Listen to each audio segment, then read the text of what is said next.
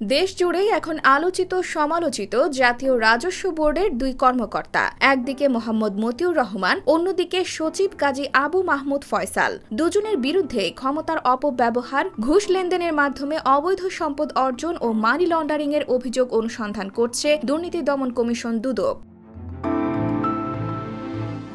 এদিকে মতিউর রহমান ও ফয়সালের পরিবার যে বাসাবাড়িতে থাকেন সেগুলো নিজেদের নামে করেননি, বরং সিদ্ধেশ্বরীতে প্রায় ৬ কোটি টাকা দামের যে ফ্ল্যাটটিতে থাকে ফয়সালের পরিবার সেটা কিনেছেন শ্বশুর আহমেদ আলীর নামে। অন্যদিকে মতিউর বসুন্ধরায় অত্যাধুনিক যে বাড়িতে থাকেন সেটা মেয়ে ফারজানা রহমান ইপসিতার নামে করেছেন, আর স্ত্রী ও ভাইদের নামে করেছেন শিল্প কারখানা, রিসর্ট সহ বিপুল সম্পত্তি। এছাড়া দুদকের সংশ্লিষ্ট কর্মকর্তারা জানায়, গত বছর থেকে দুদক ফয়সালের বিরুদ্ধে অনুসন্ধান শুরু করে। এতে প্রাথমিক অনুসন্ধান শেষে বৃহস্পতিবার ফয়সাল ও তার আত্মীয় স্বজনের নামে সম্পদের বিবরণী আদালতের কাছে তুলে ধরে তা ক্রোক ও জব্দ করার আবেদন করা হয় বলে জানায় দুদক।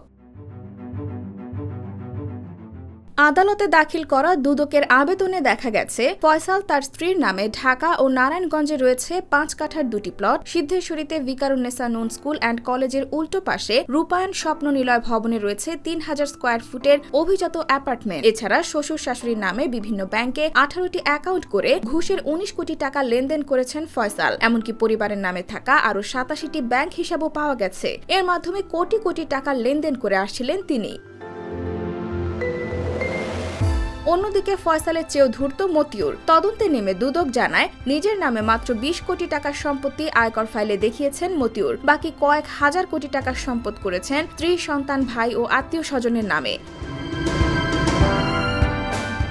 এছাড়া দেশের ৩টি বড় শিল্প গ্রুপের চুক্তিপত্র দলিলের মাধ্যমে মতিউরের প্রায় ৭,০০০ কোটি টাকা বিনিয়োগের তথ্য পেয়েছে দুদক। এ তথ্য যাচাই বাছাই ও দালিলিক প্রমাণাদি সংগ্রহের প্রক্রিয়া চলছে বলে জানিয়েছে তদন্ত সংশ্লিষ্টরা।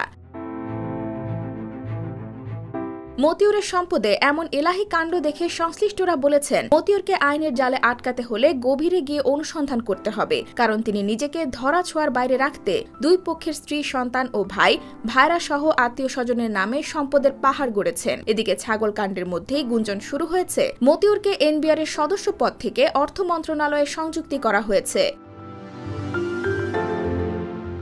IBTV USA, new York.